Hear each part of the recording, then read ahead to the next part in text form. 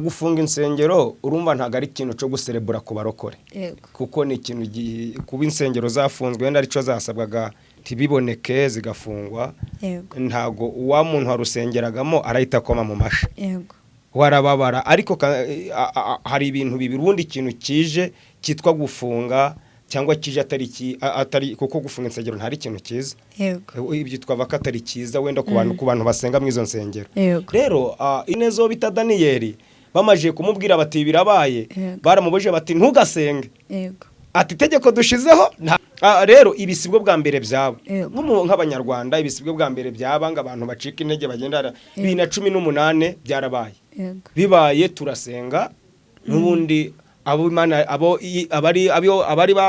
abo Imana akoreshe ngo tube dufunze barongwe hari ibyo twikururiye hari abantu banga igikoba cikururiye iki umuriro kanze ngo nk'urugero rukomeye leta itanze itangazo ngo ntimwemere kujya gusengera ku misozi ntimwemere kujya mu butayu itangazo rirasinwe riremewe ntimwemere kujya mu buvumo wowe urarangije uriyibye kandi byemene ibyo koko hari igihe nanjye hari igihe wibuka igotano ugasenga urarangije ufasha abantu 100 ubajanye ku musozi wikoreye na kamera ugiye kwirirwa ku musozi kandi bya bintu ukora leta ntibyemera yatanze itegeko ngo nta muntu emere ku musozi babonye pastor Sekazuba nge mfashe kamera ngiye ku musozi njanye abantu 200 ndaye igiterane ngico ku musozi ngabo ndi kwinja muvumo na kamera Yesu na ubwe yajyaga mu butayu abigishwa akabasiga ibi ni none sinima suma birankareba ko mbere ni haraba ibi byagendaga bibaho biza ariko kandi abantu bakagira iherezo ryiza bitebe byawe ntabwo tugomba gukorera Imana mu byiza gusa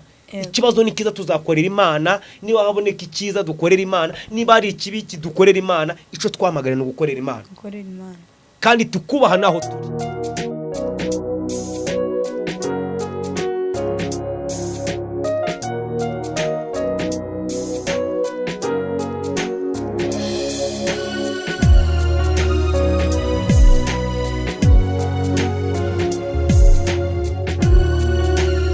Mbifurije kugubwa neza mwe mwese aho muri mu mpande zose z'isi by'umwihariko abakunzi b'Impambanyayo TV mbahaye ikaze rero mu kiganiro cyacu cy'uyu munsi nge ubaha ikaze ni Gihozo Giovannis nk'ibisanzwe babwira ko uno munsi dufite umutumirwa hano imbere yanjye hariho umugabo rwose yambaye neza arasa neza ndaza kumuha umwanya aze kubibwira ni umuntu mukuru nge nkaba umwana ikaze pastor nakoze cyane ndakeka abanyamuryango b'Impambanyayo TV ndakeka atari bwo bwa mbere ndo musangwa yego keretse wenda kubagize umugisha o kuba yaronse smartphone uyu munsi cyangwa ejo hashize wenda akaba ari hambonye bwa mbere yego ariko ntaca tutabibwira nitwa Pastor Sekazuba Jean Damascene ndi umugabo ndubatse mfite umugore n'abana 4 yego Imana ihabwe icubahiro pastor umeze neza ndaho ndashima Imana ikaze ko Mpambanyayo TV murakoze cyane kongera ikaze wambaye neza murakoze urasa neza pe amen ufite abana bane umwana wawe mukuru ari mu kigero kimeze buriya umwana wanjye mukuru afite imyaka 17 aruza 18 ntago umuntu ari kukureba rwose uracyari umujene no kubera Yesu ari iminsi twabaye n'ubundi tumera nk'abasaza yego ubwo ni byabiha umubwiriza yanditse hari igihe twabayemo nyine ukatubona ko turabakambwe ariko witeka akora amateka duhindura igihe cyo kugaragara aragusiga ubu mujene cyane ni yandirimbo abarokore barimo ngo ngituvana muri puberi kadukarabya kadusiga katwambika hari rero turimba indirimbo tukumva ko bidakora birakora biraba iyo wizeye Yesu nzi ko nta kinananira umwana wawe w'imfura n'umukobwa aya ni umuhungu urasi musa neza nawe n'umuzungu nkawe arenze ku muzungu ni byiza cyane pastor kuri uyu munsi rero turifuza kuganira ku bihe turimo nicyo wabwira abantu mbere yuko dutangira mbere kugira tutangire kadusenge yego nibyo byibanze niyo fondation ikomeye mu biganiro by'abantu yego burya abantu badafite fondation y'sengesho ibyo bavuga ntacyo bagera undi isengesho nirwo rufatiro rwa byose Imana yacu byiringiro bizima amahoro yacu tugushimiye neza yawe tugushimiye urukundo rwawe rwiza tugushimiye ko uyu munsi watwemere kongera kwicara ku Mpambanyayo TV hari abanyamuryango benshi bari bamaze igihe batadukurikira ariko uyu munsi mwami twongeye kubonana nabo, warabarinze uraturinda twese, uturinda guheranwa n'isi, turinda guhura n'ibibazo biriho ku isi, hari abari guhura nabyo bakava mu uyu mubiri, waraturinze. Suko tutahuye nabyo, ahubwo twahuye nabyo, nawe utubera Imana. Rero nabo wababereye Imana, urabarinda, warakoze kubarinda.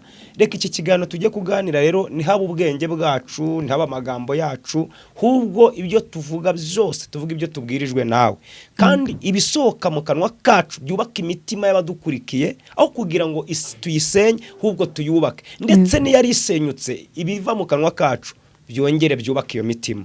Ngaho turinde kandi uyobore umuyobozi wa gahunda, uyobore nanjye umutumirwa, kandi abadukurikiye bari mu Rwanda hose, aho bari hose mu ntara enye, umujyi wa Kigali, abadukurikiye bari muri Afurika yacu, Amerika, Burayi, Australia, Canada, ndetse n'abari Aziya, mu bihugu by'Abarabu, bose badukurikiye bahabwa umugisha nawe. Ngaho iki kiganiro gihesha umugisha, kandi udushigikire, ubuntu bwawe n'amahoro yawe ari byo biba muri twe, mu izina ry'Umwami wacu Yesu Kristo, amen.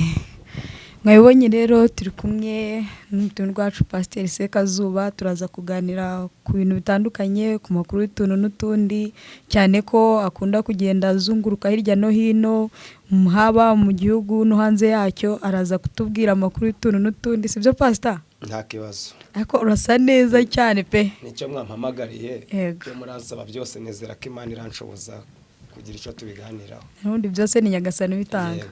Pastor, muri no minsi rero insengero zirafunzwe, hagiye haba ibintu bitandukanye hirya no hino, usanga nko mu karere ari insengero ebyiri zirimo zifunzwe cyangwa ari umwe. Yego. Wowe ubibona ute? Ibi si ibintu bintunguye, wenda nguvuye ngo hari igikuba cacitse biratunguranye. Yego. Kuko dusoma Bibiliya. Yego. Mu mubwiriza haranditse ngo igihe n'igihe cyacu. Yego. Rero ko ibi byabaye sibwo bwa mbere byabibaye, kandi bikongera bikarangira. Yego. Kubizeraho iki iyo habonetse ikibazo nk'iki, kuko abantu bataba bakomeye kimwe, hari abo acika intege, ariko hari n'abakomera bagakomeza umurimo. Kandi kuba insengero zafunze si ukuvuga ngo Yesu uri mu mutima wawe hari aho yagiye, ahubwo rindira mu gihe urimo utegereze, kuko ibi bitwe byadutunguye nk'abana b'abantu, cyangwa bishobora kuba byanaje tunabiziho, ariko tukabona biracitse, ariko Yesu ntago bimutungura. Ibihe byose nzi neza ko nta kintu, kandi baba bashizeho iryo tegeko n'abantu b'Imana. Yego. Situvuye ngo wenda ngo hari ubundi bwami bwaje bukora ibidakwiriye, nabo bashizweho n'Imana. Imana itabirimo nta nubwo byanaba. Imana itabishaka, ubundi nta ikintu cyose Imana idashaka, kuko twese turi biremwa nabo. Uvuga ngo ibi byose yarizko bizaba.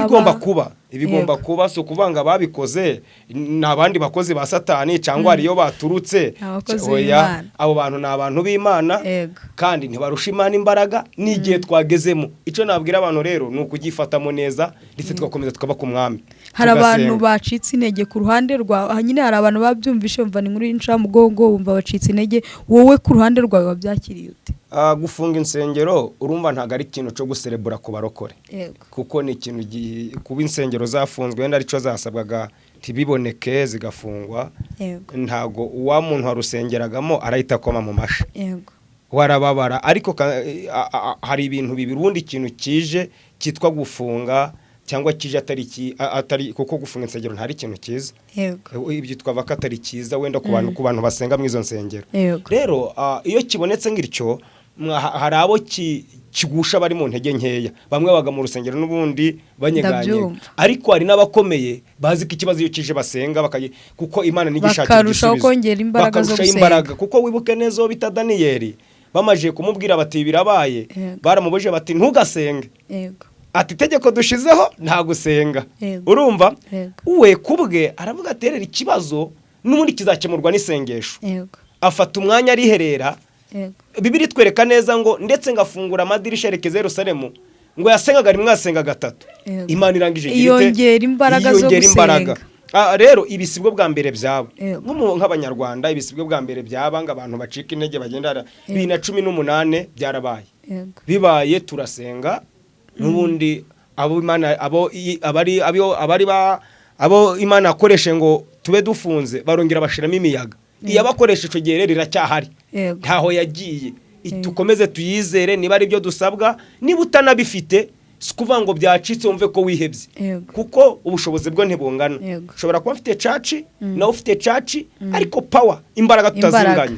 Ako kanya bakaba bati sound proof ugahita uyibona, umurinda nkubu ugahita ubona, amakaro ugahita uyabona, parking ugahita uyibona. Ariko hari undi ufite iyo bamwe baterana ari nk'abantu 100 batanga n'ituro bagatura 3, wowe wari mu masengesho ati Mana iki n'iki. Rero abantu sibangana, abo nibasubizwa ibyo leta basaba bikakorwa, turaba twihengetsaho nitwegega dusengere ni wacu. Tukiri hara ku barokore, hari abantu bumva ko kuvuza abarokore bo basenga, bumva ko abarokore ari abantu baba ADPR gusa. Hari abantu bumva ko ubwo nyine hari abumvisha ko kuvuza abarokore vuze ngo umuntu umwe ADPR gusa ni uri kumva ko byacitse ko abafuza insengero. Ese abandi bantu bo mu yandi madini ni iki wababwira kumva ko bose ari abarokore? Urakoze cyane. Iki kibazo ntago cazi itoro runaka, caziye abanyarwanda afite amacaci. Twagiye kubona amakiriziya, amadini amatoro, twabonye amakiriziya afungwa, tubona amatorero kiturangirikani, itoro rikomeye mu iki gihugu, tubona amasengero zabo zifunze. Iyo tuvuze wenda yuko twe twamenyere kuvuga umurokore, twumva umuntu wese wemera Imana yo ari umurokore. Burya ku umurokore hari no kwitwa kubura umurokore wenda wo mu ADPR, bimwe karibo babyiyise cyane, ariko ugasanga undi wahanda kurusha kuba umurokore. Ubundi umurokore ari mu ADPR, wambe ni imico yawe uko wubahimana. Ushobora kuba muri ADPR nta burokore bugana, ukitirirwa itorero ariko nta burokore bugana. Ushobora kuba muri Anglikani nta burokore ugana, ariko kana muri Anglikani witwa umurokore. Tuwahura n'abana kafati umuntu n'umurokore pe, kubera uko umubona, kuko birivuga neza ngo tuzamenyera ku mbuto. Ntabwo ro bazatumenyera ku madini. Undi umurokore ni umuntu wese ufite imbuto nziza cyane. Waba hariya muri kiliziya gatolika ugakora iby'umurokore, umuntu wese Kristo. Hari abantu bumva ko umurokore ari umwadeperi gusa, ntibumve ko umurokore ari umuntu wese wera imbuto nziza. Wera imbuto nziza birivuga neza ngo tuzamenyera ku mbuto. Rero ko umurokore si idini, ibyo nibyo bishizemo, nibyo abantu wenda babihanzeho. Kuba umurokore ni umuntu wese wubaha Imana, akagira ingeso nziza, akagira imbuto nziza. Itoro ryose aho barizwamo, idini ryose aho barizwamo, imbuto zawe nizo zikugira uriwe, nizo ziguha iyo titire yo kwitwa murokore. Aho utambutse hose bagasiga kuvuga turi muntu n'umurokore.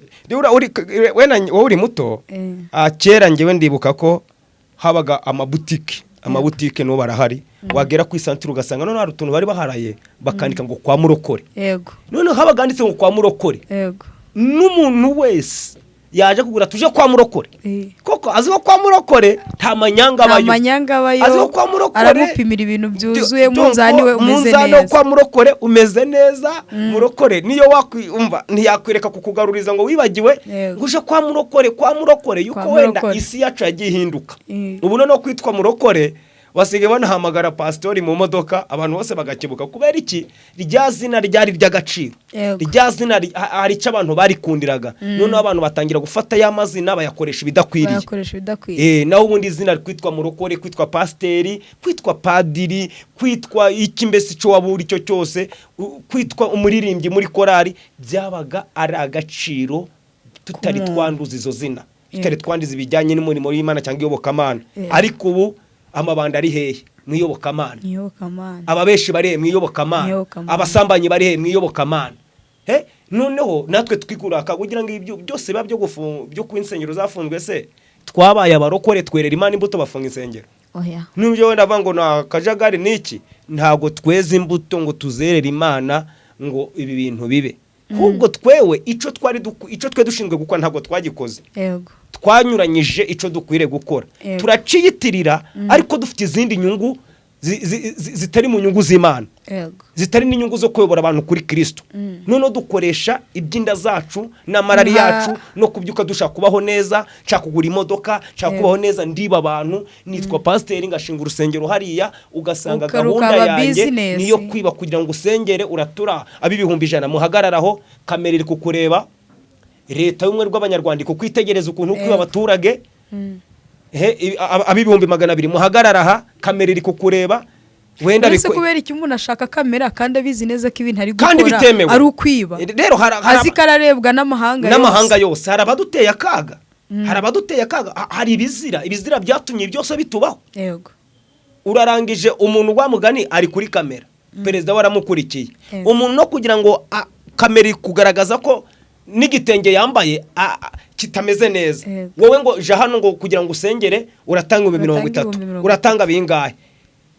Leta ibereye abanyarwanda amaso iri kukureba. Yego.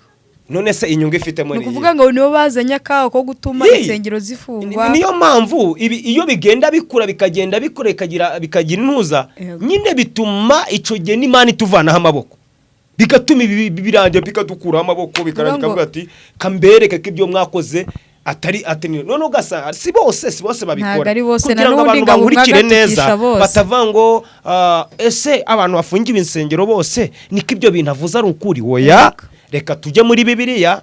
Uwo bita Akani, Akani yariye ku byashinganwe, arabirya. Abisirayeli barwanaga ico gihe bagatsinda, ariko akimara kurya ku byashinganwe, Imana ibahamagara yose uramubwira ngo ninde wakoze ku byashinganwe? Barakana bose, bagiye ku rugamba barabarasa barabamara, bakavuga ko twarwanaga tugatsinda bizagenda bite. Intambara bagiyemo yose bakarwana bagatsinda, kubera iki? Muri bo harimo Akani. Muri twe rero habayemo bakani batuma n'abantu b'inyangamugayo bafite insengero wenda badakora ayo manyanga bagirwe bigende twe tugendera mu kiganiro no kuvuga ngo ubundi abo mwagatukisha bose. Ubwo icyaha cyabazwe kuri bose bumva ko ako ntago nimvisha ukuntu umuntu abazi neza kari gukora icyaha agashaka kamera, zira kamera ntibazishura. Aba bakamera ntago babishura. Nyine ni cyagihe urumva kamera, hari kamera nshobora kwitunga kamera nkuko twitunze kamera. Yego. Turi kugira ngo tugire ibyo tuganiza abanyarwanda wenda bibafitiye inyungu. Ndabyumva. Kuko ndakeka mu materano yiwanjye nanjye kamera ziba zihari. Ariko kamera yo kugaragaza uri kwiba abantu. Icyo nicyo cya mbere. Mu kanwa kawe nta kintu kirubaka societe nyarwanda cyangwa abagukurikiye bari hanze y'igihugu cy'u Rwanda. Ibyawe ushaka kubereka kuko ari bitangaza gusa. Noneho uri gukora ibinyuranyijwe n'iki? Nibyo. N'amategeko. Yego. Wowe igihugu ukoreramo ibyo urukora ntago babyemera. Icyo nicyo cya mbere. Icya kabiri, igihugu cy'ijuru ukorera ibyo ukora ntago babyemera. Urarangije ufashe kamera ngo hagarana no kugira ngo usengere ni 50 ni 20. Ngo hari nawo bagera ku nsengero ngo waza kubonana n'umupastori ngo bakakubwira ngo kiretse mu envelope ushizemo amafaranga runaka kugira ngo ubonane n'umupastori, kubonana nawe envelope. Niba udafite ubwo bushobozi bwo gushira mu envelope ntago ukibonanye nawe. Nibyo nakubwiye ngo kuba insengero zafunzwe suko bose arabapagane, suko bose bakoze ibyo leta wenda ibona kuko ibona kari ikibazo. Kuko nakubwiye ngo muri twe iyo habonetse amakani tugenderamo nka nguryo, kuko mu Bisirayeli barakubiswe kubera Akani. Yego. Akani yabonetse muri bo kugera naho n'umuryango we wabizize.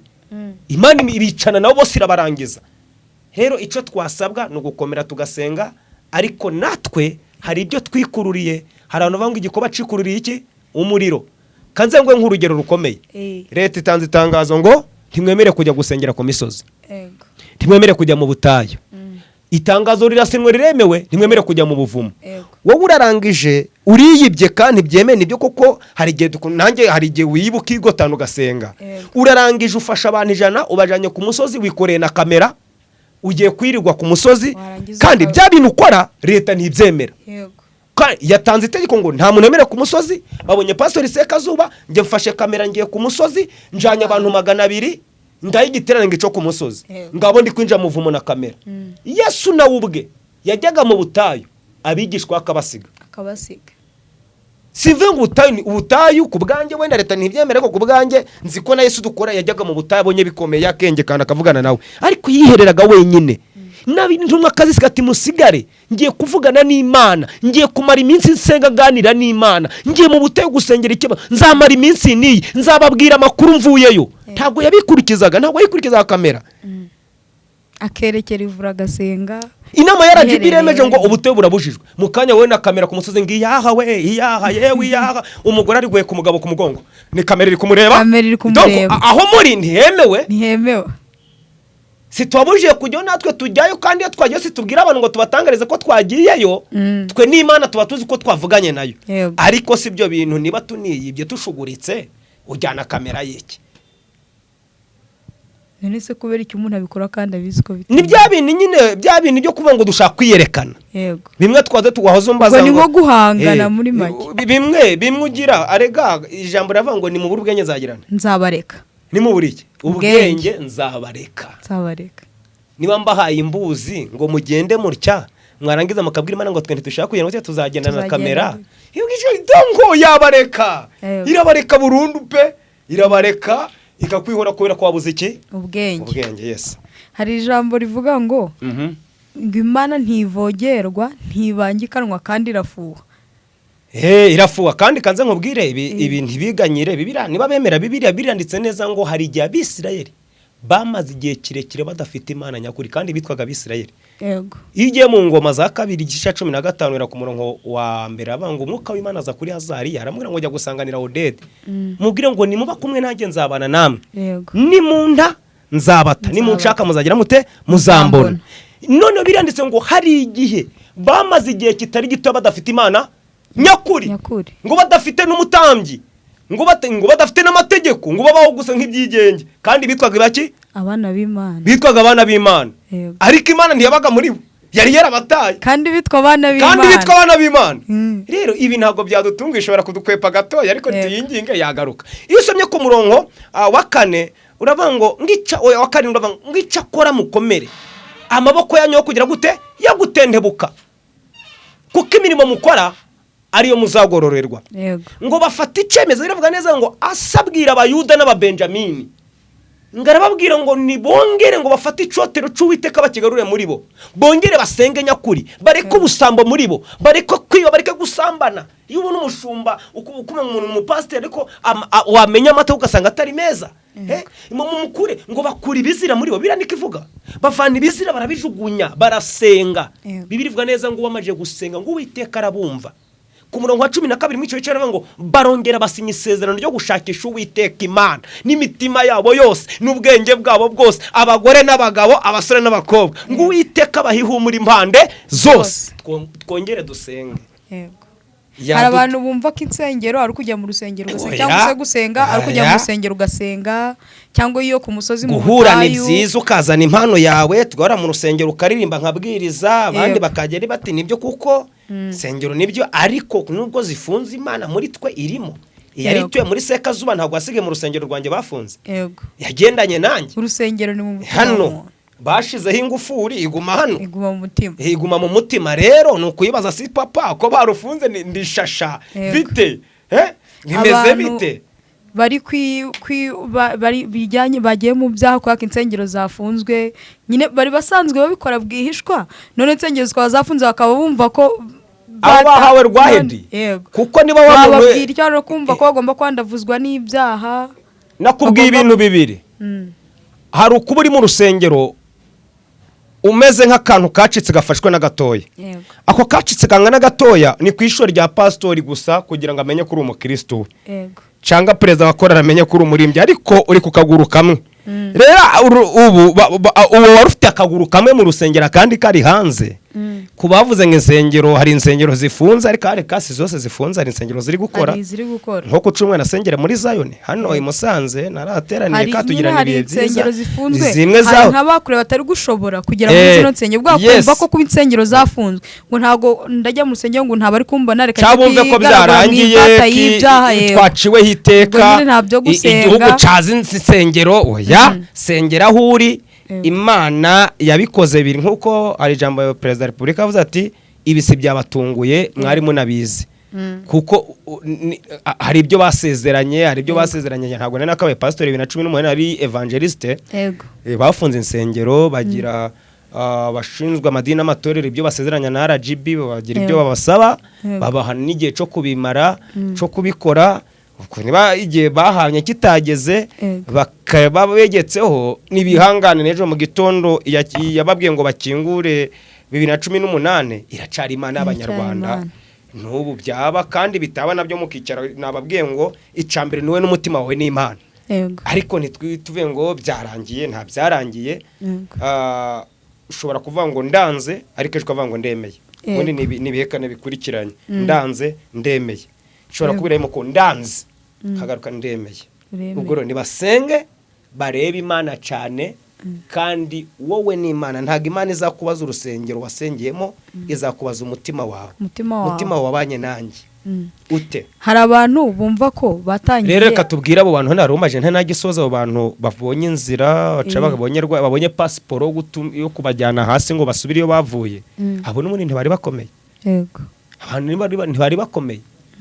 ntibari bakomeye pe icyo dusabwa ni ugusenga ikibazo caje tugira imbaraga zo gusenga tugasenga nakubwiye ngo niba hari n'ibyo twakoraga bitameze neza ibyo bintu tukabivanamo kugira ngo niba ufite inyungu zo gusenga niba ufite inyungu zo kujya mu rusengero itunganye n'ibyo bitari bitunganye ugerageze kubitunganya murakoze hari abantu batangiye bumva ko nyine bari kuvuga ati twebwe twubatse insengero twagize ute byose nyine ya mirimo bakoze akavuga ngo ibyo ngibyo Imana izabirebaho gusa ese nyine bumva ko Imana izareba ku itangiriro ryabo gusa hari n'abakijijwe nyuma bavuga ati tumaze iminsi ibintu byose turi gukora neza dukijijwe ubu insengero bazifunze twakora ibyo dushaka kumva ko izareba ku isoza ryabo gusa ese abo bantu wababwira iki oya Imana ntabwo ireba mu tangirira ireba imirimo ya nyuma nizahesha ya mbere agaciro byo kuvuga ngo ibi nabikoze kera kankora ibyo nshaka ntabwo Imana izareba mu itangira ryawe ko nubatse urusengero nyine ngo nafashije abakene kubaka urusengero ukajya mu byaha ico ntaco bibwiye Imana ubundi dore urusengero rwa mbere Imana ikunda uhora ushiraho uburinzi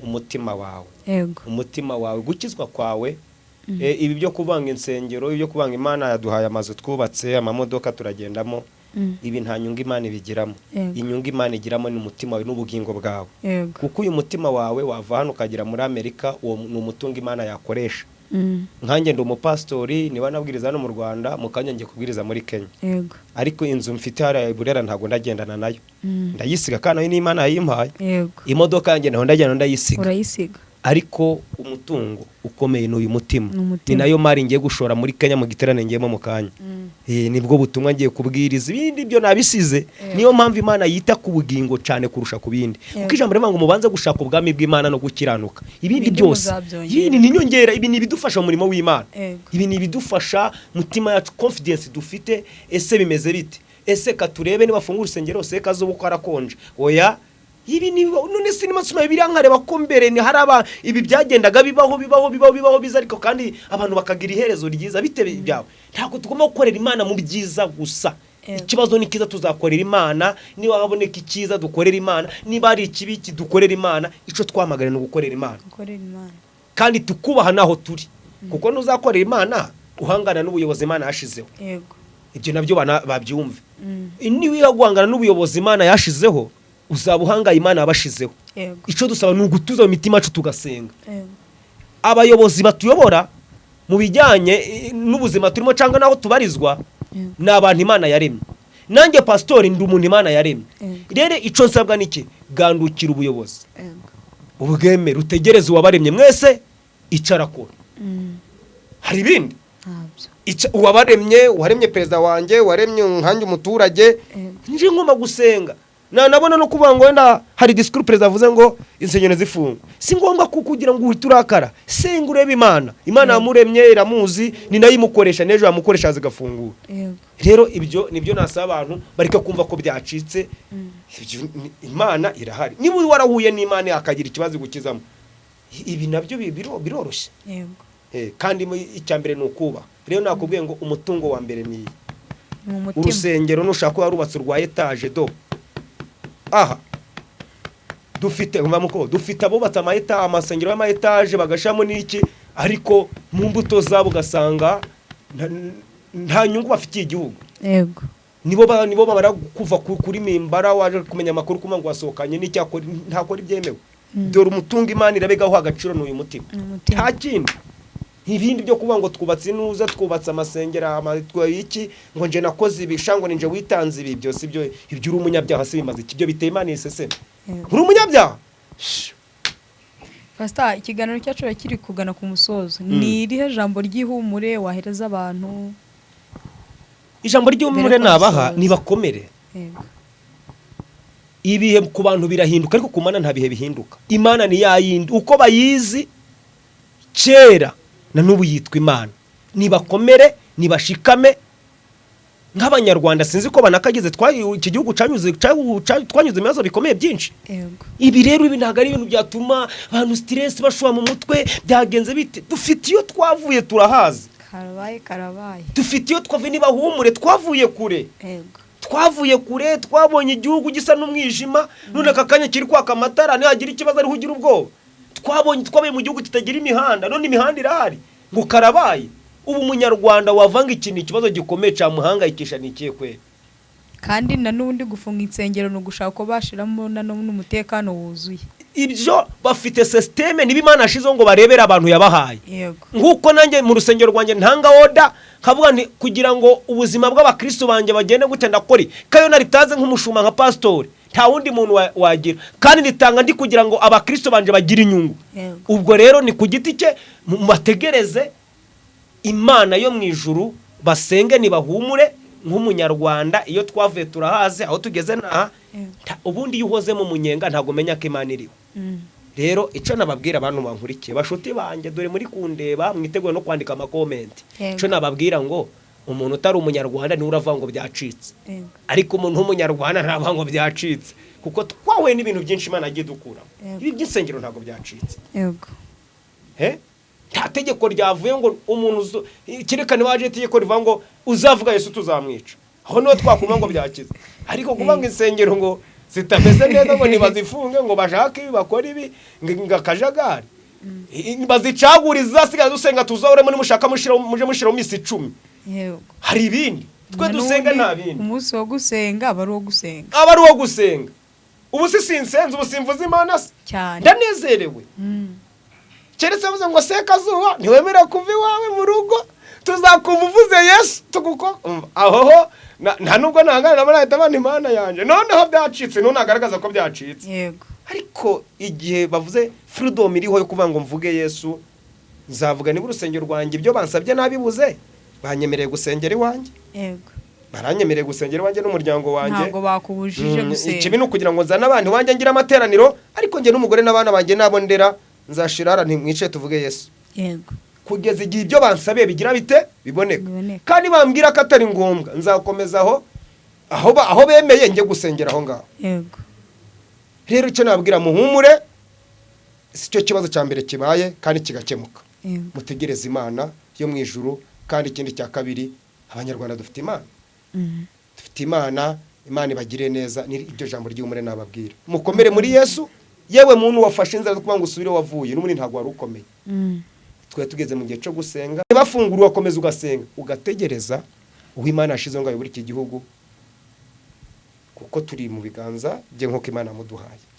Imana ibaha umugisha murakoze. Pastor dusoza rero turifuza ko wongera gusengera abantu bafite imitima yoroshe bafite amaboko ateneburitse kugira ngo yongerwe imbaraga bafite amazu vasukuma kugira ngo yongere gukomera. Abantu ntibakomera kimwe. Yego. Abantu nukurandatana niba nkurusha gukomera ndaguheka. Kuko abantu ntibakomera kimwe. Ndibuka nigeze gukora impanuka mu mwaka washize nkora impanuka imodoka zanjye ebyiri ziragenda. Yego. Zose wari uzirimo? Oya imwe ya mbere nayitije umuntu irabirinduka ya kabiri agenda inkiragenda.